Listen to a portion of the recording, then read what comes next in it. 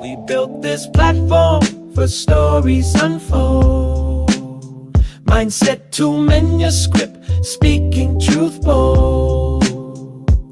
Diverse voices from the street to the stage. Your voice deserves to shake this ground. We coach, we write, we amplify sound. Mindset to manuscripts on the scene. Now's the time, the place, the dream. Tell your story and get it straight. Mindset to manuscript. Mindset to manuscript. Hosted by JT Key. Thank you so much for joining this episode of Mindset to Manuscript with JT. Speak your truth. I'm super excited today to have phenomenal guest, one that I myself am inspired by, has given me so much in learning from, and I actually follow. Excited to have Kristina Laferne, Zane Roberts. She's a New York Times bestseller. She's author of more than 3 dozen titles, which is amazing. Former publisher of imprints of Simon & Schuster, and it's under which she published more than 120 other authors. She's a producer, an educator, activist. I mean, I'm sure the list goes on. And currently, she is a resident in the Atlanta metropolitan area. Is that correct? Yes. Okay, great. And currently teaches film for the K through 12 students, and that's at the Camp Jewel House Academy. So I'm so excited to have her here to speak her truth. Today, really what we want to do is dive into what Miss Roberts is doing and where her thought process is. So we're going to be diving into women, healing in community, and self-forgiveness. And that's something that we need to slow down and just think about. So we're going to talk to Miss Roberts about this and dive into her journey, get a little bit of insight of what led her to get to this point, and just, things that are non-Googleable, things that we can't always look into and find on the internet. So, Miss Roberts, if you could just tell us first a little bit about yourself through your own voice, and then I want to dive deep into this conversation about women, healing, and community, and self-forgiveness. Well, okay, a little bit about myself and what inspired me to kind of do what I'm doing. So with my roots, I was raised by 2 very Christian, educated parents who taught me a lot about life, my siblings and me a lot about life at a very early age. We traveled a lot. My father grew up in a very, very small town in the mountains of North Carolina, but went on to get his PhD from the University of Edinburgh in Scotland. Mm-hmm. And from there, actually my older sister's name is named after Edinburgh because that's where he was in school there when she was born. So he went on to teach at Duke, Harvard, Yale, Oxford University, University of Argentina, a lot of other places. And I only bring that up because a lot of times people have a very narrowly focused view of the world. Mm-hmm. I was blessed to have a wider focus of the world. And what I mean by that is that my parents had friends from all over. As a matter of fact, my 16th birthday party was hosted by and given to me by Gilbert and Lily Wishneer. And Lily was Samoan and Gilbert was a Holocaust survivor. Wow. So a lot of times you hear people where they only know what they've seen, and it's not their fault, but it is a narrowly focused view. And a lot of times people fear what they don't understand. I was taught to embrace the differences in others as a young child. My father was an expert in world religion, so while we would go to our regular church, he would also take us to Buddhist temples and Jewish synagogues and all of those kind of things like that. So we will understand, people are, different. And so he was very close to a lot of civil rights leaders. I was blessed with that when I used to go to my father's office when I was in high school. Daddy King and Dr. Benjamin Mays and Andrew Young and Julian Bond were all around. And so I was able to see how their impact was, particularly on the African American community, in trying to have us all treated equally. So I kind of had the best of both worlds, is what I'm saying. There were times when I was around great historic Black legends, and there were other times where my family may have been the only people of color in the whole place. Such as being in Scotland, Right. So that was really a blessing to me. And because of that, a lot of people don't realize books wasn't really how I started. I started out giving advice to other women in 1997. And it was women from all over the world. And that made me realize something I kind of already knew, but it reified that for me. And that is, women are just women around the world. For the most part, 99% of our issues are the same. There are cultural differences and things like that, but women around the world suffer from a lot of the same pain. I'll put it that way. And sometimes we don't relate to each other in that way.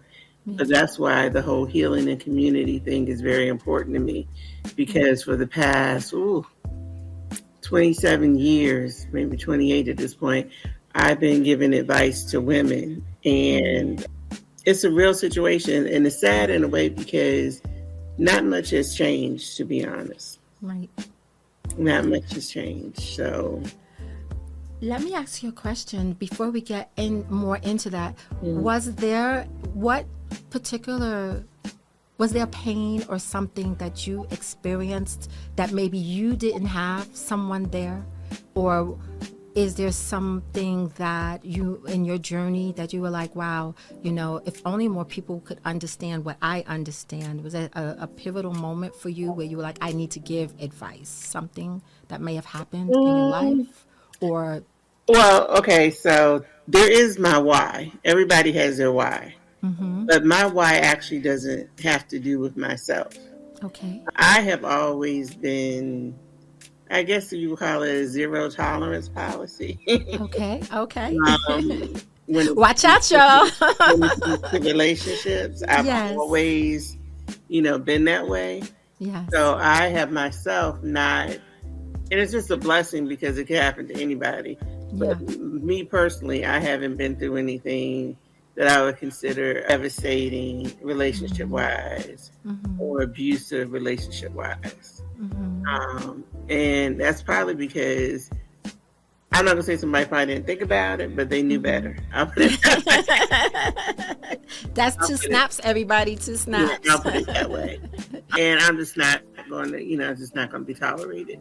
But my why goes back to a young lady named Ellen, who, when I was in my early 30s, and actually right before I became Zane, I was living in North Carolina with my two oldest children.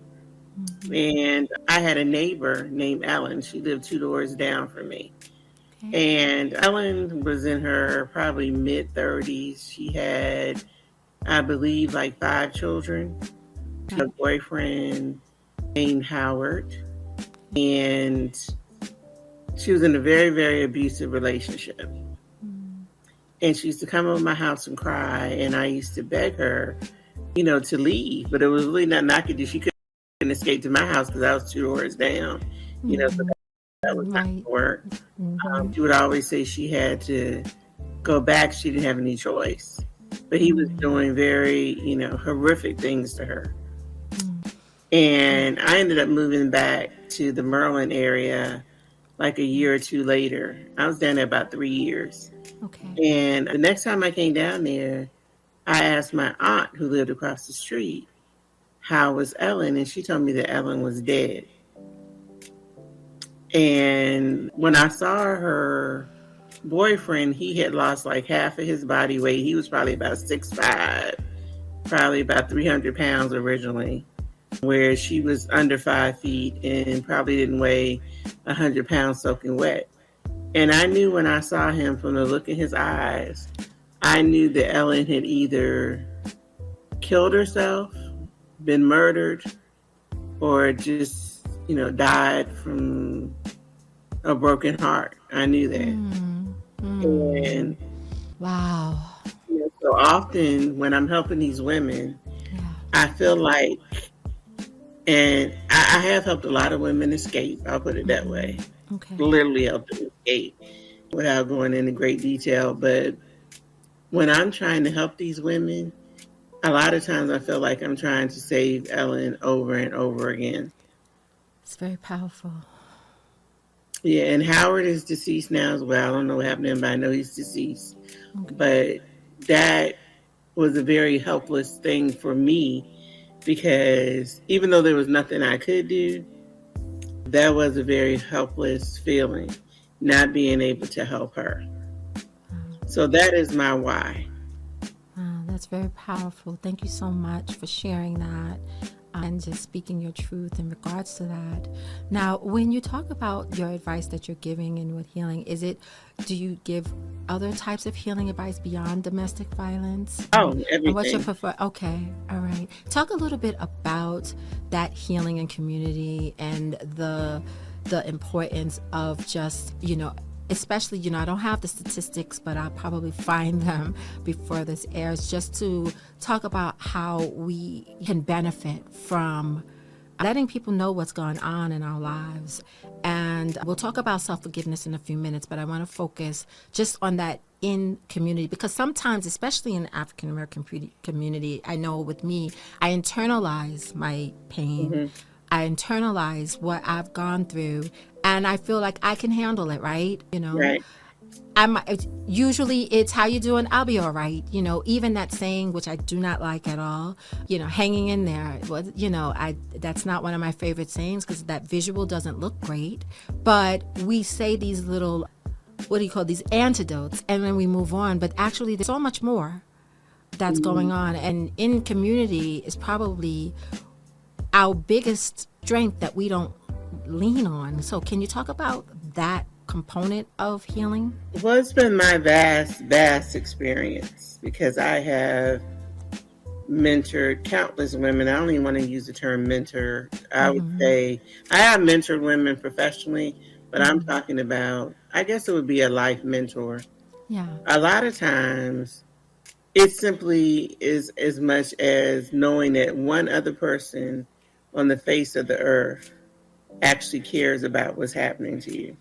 Mm-hmm. That can make a world of difference in someone's life when they feel completely alone and feel like no one cares. Yeah. And that's why I feel that healing in community is important, because when women realize that they're not alone, like I have a Facebook group, for example, called You'll Never Stand Alone, that I've had for quite some time. You'll never stand alone? You'll never stand alone. Okay.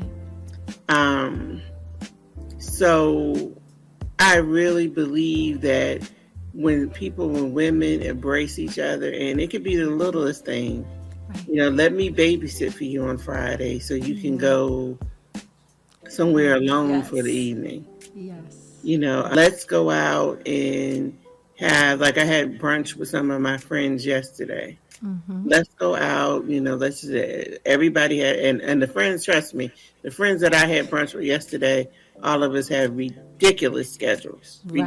Right. And honestly, 3 of the women couldn't even make it that were invited because of their ridiculous schedules. Right. But for those of us that could make it, even though it was only a couple of hours, it was just a break from the chaos and a check-in. Yes, that's key. A check-in, like, okay, let me put my eyes on you. Mm-hmm. You know what I mean? Even we were leaving the restaurant, these women, they were like, well, first of all, somebody at the restaurant asked us where we book club, ironically. That's funny. We were on talking, we were like, no. And then we were leaving the restaurant, these other women asked us were we sisters. And one of my friends said, we're sisters in love. Yes. We're not biological sisters, but we're Yes. sisters in love. Yes. I love that. Yes. hmm Mm-hmm. So I feel like one little thing, and I've done at different times where I've done one little thing for someone, and it has changed their entire life. And when I go out and speak or come across women, a lot of times some of them will be on the brink of tears, and some of them actually cry because they're telling me something that they're dealing with, and they can tell that my concern for them, the one thing I will say about me is that it's genuine. Yes. Like and that's a Yes. blessing and a curse. Yeah. Because I carry other people's pain. Right. Like I feel their pain. Mm. So because of that, a lot of women feel very comfortable talking to me. Because the other thing is I'm not going to judge anybody. I'm not judging nobody. I don't have the right to judge anybody. I'm not trying to judge anybody. Yeah. I'm not going to say I'm the most non-judgmental person that I know, but I probably am. Like I literally don't judge people. That's awesome. Yeah. And even when I was younger, people would, with my friends, even when I was in college, if people were getting into arguments and debates about stuff, I would be the quiet one. They were like, "Oh, Kristina, you don't have anything to say?" And I would say, "No, I'm just listening." Because at the end of the day, it's opinions.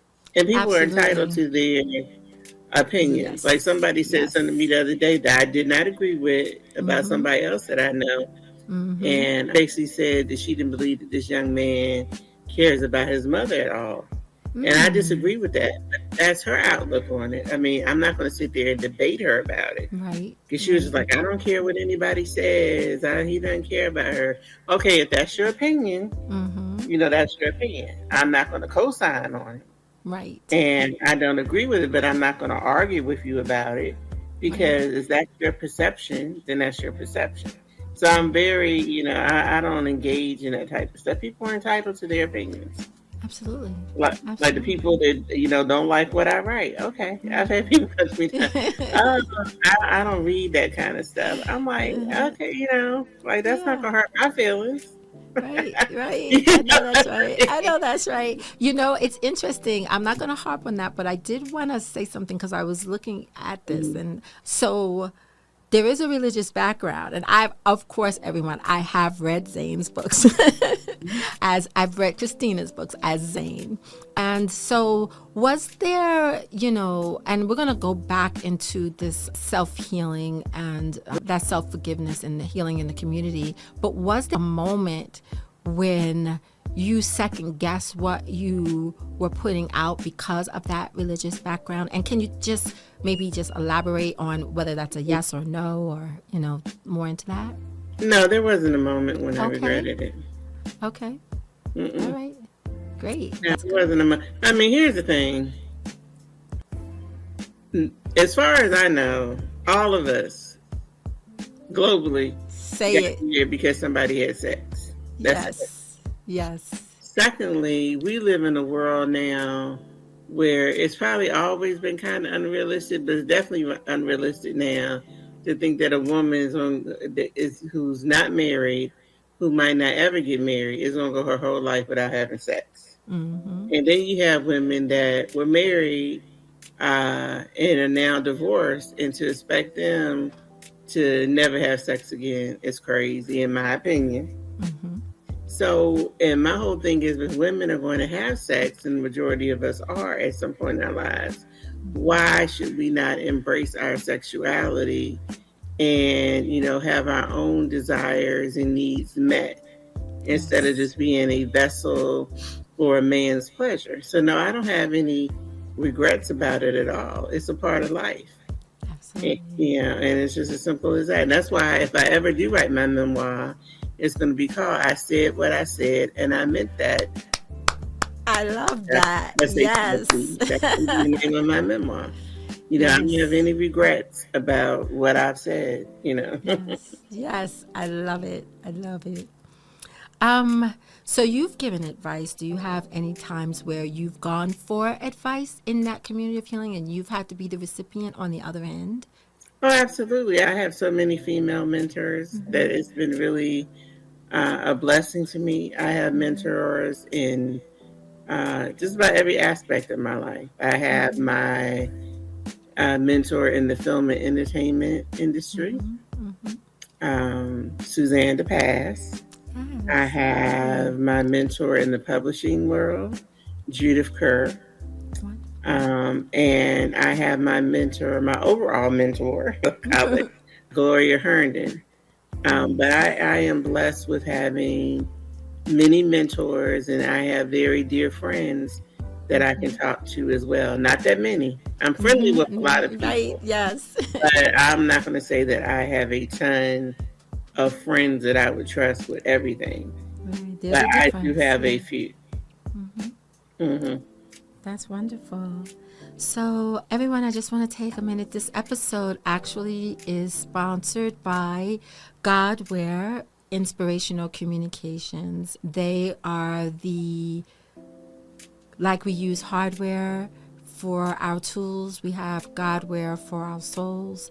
They do apparel that will inspire you spiritually, from apparel to home decor to office supplies to kitchen products. Godware's mission is to uplift our spirits and wear our faith, that we share our faith through what we wear. So I want to thank Godware for sponsoring this episode. And this episode is with Mindset to Manuscript with JT, Speak Your Truth. And today I'm with Kristina Laferne, Zane Roberts. And we are talking about women healing in community, self-forgiveness. So let's move to that area of self-forgiveness. I know that that's huge because we do, the weight weighs on us in so many aspects of our life. I actually got a tattoo on a girls' trip one time a few years ago, and it took me just a few years ago to even embrace this. It's called Forgiveness is a Reflection of Loving Yourself Enough to Move On. And it's just what you were speaking of in terms of that self-forgiveness. And it, a lot of times when people see it, they're like, oh, what happened to you? But it's that forgiving myself for maybe not being perfect when I know that there's no such thing as perfection in a human being, but sometimes that's the weight that we put on ourselves. Can you talk a little bit about that journey and any personal experiences you want to share just to inspire others along the way? Well, it's all about forgiving yourself for past mistakes, for poor decisions. That's a big one for women. A lot of women, particularly, they've had a lot of poor choices in men that turned out to be poor choices. A lot of them feel like they don't trust their sense of judgment anymore when it comes to men. Not feeling like we're the perfect mothers, not feeling like we're the perfect anything. But we can't be perfect. Nobody's perfect. And so it's very important that we let things go that have happened in our past, because there's nothing we can do about it. Right. We made a mistake. Just try not to repeat the same mistake again. And don't find yourself, sitting there stagnant and not moving forward because of you feel bad about something that you've done. And I also would like to touch upon this. A lot of times we'll forgive men for like despicable acts. But one of our girlfriends that we've been friends with for 20 years, if they do one thing, we tend to be harder on our female friends and relationships than we are on our male relationships. Say it. And I mean, you can have a friend who's been there for you through thick and thin. But let there be one slight misunderstanding.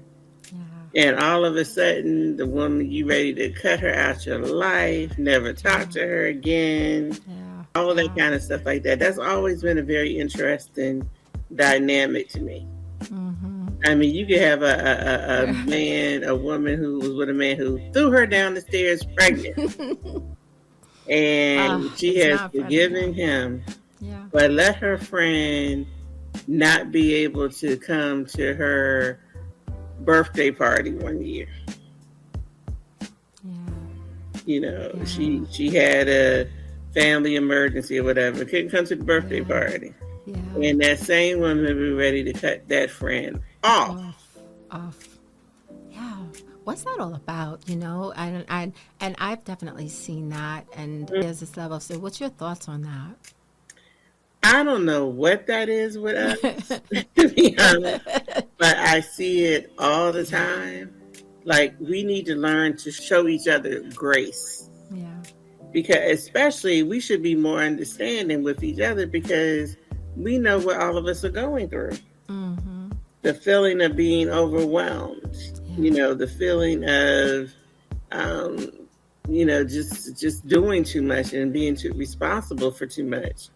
So if somebody falls off, for a second, if they need a minute to themselves, if they need to, regroup, relax and regroup, let them do that. Yeah. Yeah. Let them do that and be there for them, when they resurface. Sometimes we just need a minute. I saw a Yeah. video Yeah. yesterday on, I think, Yeah. Instagram about a woman that, had completely lost it. She cut off all her hair and she Mm. told her kids to call their father. But you could Mm. tell, and the kids were like, "What's wrong?" And she was just, Mm-hmm. just losing it. But Yeah. I mean, I understood. Yeah. She was at her breaking point. Yeah. Yeah. Hmm.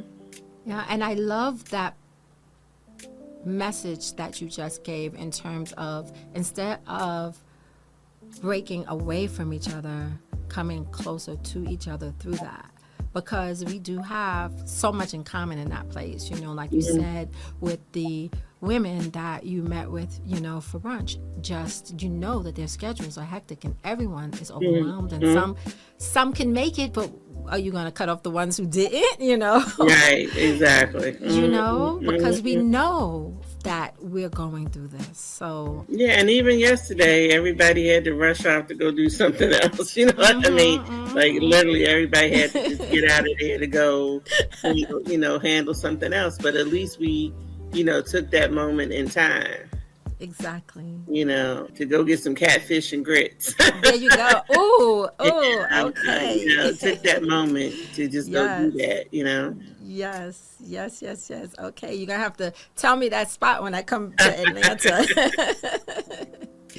Oh man, this is amazing, everyone. We have Kristina Laferne, Zane Roberts here with us. So tell us a little bit about, like what's going on with you today. Any new projects? I know you kind of alluded to the memoir and, just what are you working on and things that we can. Oh, I don't know if I'm really going to write a memoir.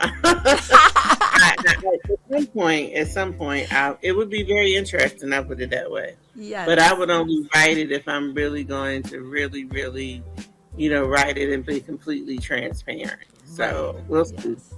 Right now, like, I'm very excited about working at Camp Jewel House, which is just camp, JEWELL house.org. It's the K through 12 performing arts school. So working with the next generation of talent is really, really great. And we actually just relocated the school, so to a bigger location. So we're currently, looking for new students and stuff. Wow, that's And the wonderful. way that we're doing it is that kids, because of the Georgia Promise Scholarship and us having a community scholarship fund, kids could actually go to private school for as little as $35 a week. Wow. Is this based in the Atlanta metropolitan area? It's in Decatur, Georgia, which Okay. is right outside of Atlanta metropolitan area. Okay. But yeah, And it pays. it's just a suburb basically, but it is Yeah. technically Decatur. It's less than 10 miles from like Buckhead, for example. Okay. So Got yeah. it. So if someone wanted to find out more information, can you repeat that website again? Camp, CAMP, Jewel, JEWELL house, HOUSE.org. Or they could email me at kroberts@campjewelhouse.org. Wow. So how'd you get involved in that? So one of my friends runs the school. She's had the school for upwards of 15 years, but the Camp Jewel House has been around for probably 40 years because Wow. her name is Jewel. Her mother started a Okay. summer camp when she was little called Camp Jewel House. Oh. And Jewel grew up and, got her doctorate in education and everything, Mhm. and actually started the K through 12 accredited school here in Georgia. So the school itself has been around for 15 years, but we just relocated it from Conyers, Georgia, which was a little ways out, Okay. to Decatur. Nice. That's fantastic. And Mm. how long have you been there with them? A little bit over a year. Okay. And we're having our back to school festival August 2nd, which is going to be Okay. great. So, yeah, we're looking forward to it. Wow. That's amazing. Anything else going on? Yeah, well, there's always stuff going on in I my know, life. right? When isn't there something going on? I feel like as soon as that came out of my mouth, Kristina, I was like, that was too loaded of a question. Yeah. And I should know better. But anything else you'd like to talk about? I mean, that's pretty much it. I just want everybody to love one another. We live in a very trying time, but all times are trying. Yeah. And just remember that this too shall pass. Try to hang in there. Everybody's going through a lot, and even if you're not going through a lot, show grace to those who are, because if not for the grace of God, you could be going through it. Yes. And I think people need to remember that. It's one of my favorite sayings, and actually, Elin Harris, the author who passed away, he said this to me, and I've been saying it ever since. There are no big I's and little U's in the world. Yeah. And that's true. And I see a lot of anger and hostility on social media. A lot of people putting other people down and acting like they're better than other people. A lot of times somebody's trying to tell somebody off and they don't even know the correct terminology Right. to do it, or they're misspelling words that you have to Yeah. figure out what is it they're even trying to say. And there's nothing more ridiculous than someone trying to tell someone off and they don't know what they're talking about themselves. You see that? And I think it just seems like, maybe it's just me, but it seems like that there are more attacks going on Yeah. now. Sure. It's Yeah. always been bad, but like now when I go online, Oh yeah. Oh yeah. it's just it's just a whole lot of negativity. Yeah. And I Yeah. mean, of course, there's a lot of negative and terrible things going on, but the Right. comments are just ridiculous. Yeah. It's insane. Yeah. You have to decide. It's almost like when you log on, you have to make a choice on how it is you want this to impact you before you Right. even do it. Yeah. Right, because I don't watch the news. I haven't watched the news maybe about 3 times this year. Right. Right. I don't Yeah. watch the news. But you still, you get people sending you links via text, and you get people sending you all this stuff. And then when you attempt to just go online, where you used to be able to go on there and relax and Right. look at people doing meal prep videos Right. Yeah. and Yeah. stuff like that. Now, I mean, that stuff is still there, Yeah. but it's so much, negative news and such terrible stuff going on. And like I said before, I carry other people's pain. So when I see that, it does have a very huge effect on me, because even though I don't know them, it still has an effect on me. Yeah. Yeah. Yeah. Well, you said it earlier. You are you have a level of authenticity, and so it's going to you're going to embrace it in that way. Yeah. Yeah, because I can easily see a 30-second, 1-minute Instagram video and start crying. Oh. If it's really sad, like I cry all the Yeah. time Oh, about wow. when I see stuff other people are going through. Yeah. Yeah. It definitely has an effect on me. Yeah. Yeah, that happens to me too. I actually have some tissue here just in case. I usually have it in studio just in case for those moments where I Okay. know. I know exactly.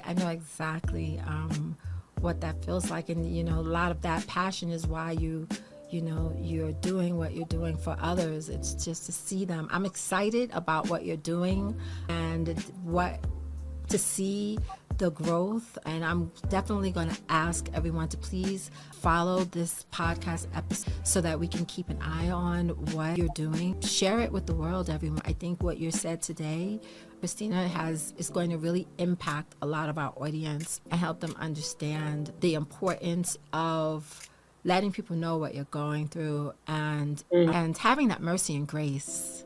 Yeah, and it's okay not to be okay. That's what a lot of people still don't. Yes. It's actually recommended that you get therapy if you can. Yes. Yes. A lot of people have a misconception of therapy. A lot of it is really just having somebody that you can speak your truth to, is not going to go any further than that room. Yeah. And a lot of people don't feel comfortable talking to people that they know about certain stuff. Yeah. Meditation is always good, just to clear your head. If you don't want to talk to a therapist, do some journaling. Write all your stuff down in the journal.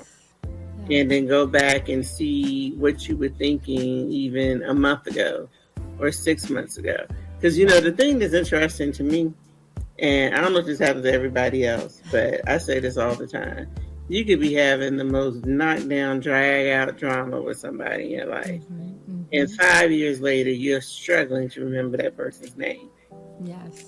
Like, oh, who was that? Who was that? You're trying to think. Yeah. But in the moment, you feel like it's just almost like the end of the world. Yeah. That's why I have a 5-year rule.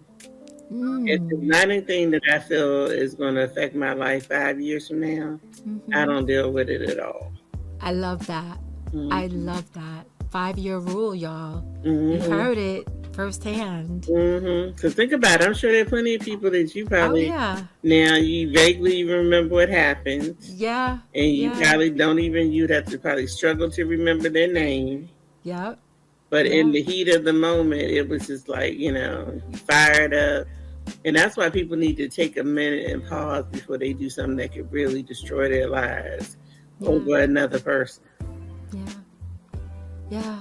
We don't, sometimes there's this thing that I sometimes say, we do long-term things underneath short-term circumstances. Oh yeah, I like that. And and with women, I will say this: when it comes to relationships, stop trying to focus on or make excuses by saying that a person has potential. Yes. And that goes for men too. Because when somebody says they see this potential in you, they, it's not really that they see it in you. It's like, if they were you, this is what they would, think you should be doing. Yeah. But it doesn't mean you have that actual potential. Yeah. Can you repeat that? Because that was a word right there. we got Kristina Laferne, Zane Roberts here. She's speaking her truth. Can you repeat that? Stop focusing on somebody's potential, what you think their potential is. Because that is exactly what it is. You think that's their potential. That doesn't mean that that is their potential. It's just that it's what you feel they're capable of, or what you would do if you were in their shoes. Yeah. But here's the thing, you're not in their shoes. And stop feeling like you can, build a person up. They need to be able to build themselves up. I'm just being honest. I used to be the type of, I can, help this person get this stuff together. And I'm telling you, so many men and women that I finally have had to say, look, it just gets exhausting. You can make a bunch of suggestions, but they don't take any of them.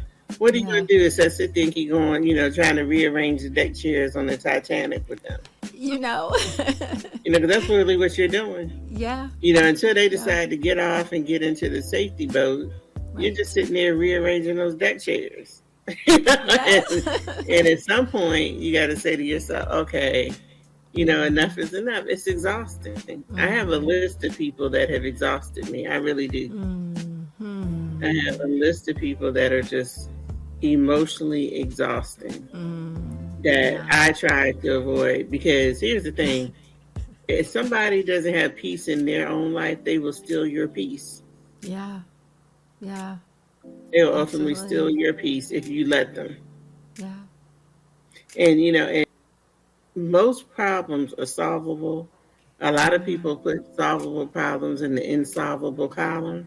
Yeah. But the fact of the matter is, most problems are solvable. They Yeah. may not be able to be solved overnight, but they can be Right. solved. So that absolutely. Then there are ones like, Alzheimer's and other things like Mm, that that can't be solved.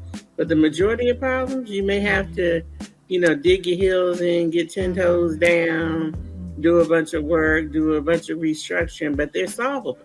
absolutely. Hmm. Yeah. Yeah. Like Yeah. you So said earlier, and this too shall pass. don't misclassify your problems. Exactly. Exactly. Hmm. Well, I want to thank you so much for speaking your truth. You are an official living manuscript. You have,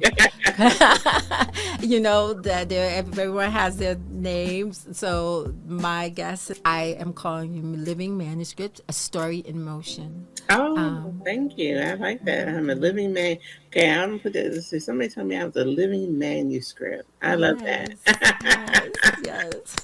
So thank you so much for being here. I want to thank everyone for watching this episode. This is Mindset 2 Manuscript. That's the number 2, mindset2manuscript.com. And again, today's episode was sponsored by Godware Inspirational Communication. And you can find them at Godware, ins.com. That's Godware, ins.com.